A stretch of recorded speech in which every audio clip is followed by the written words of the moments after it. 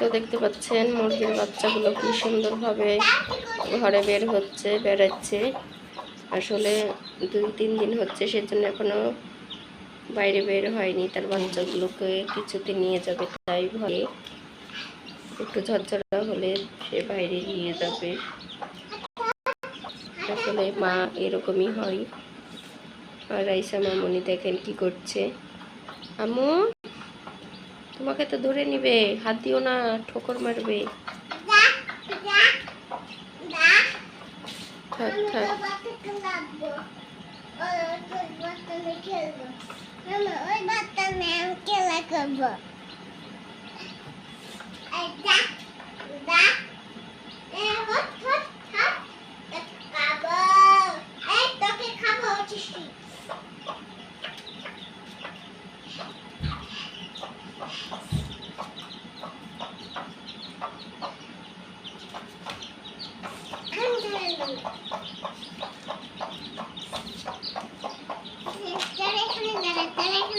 ঠোক মারবে কিন্তু, ঠোক মারবে।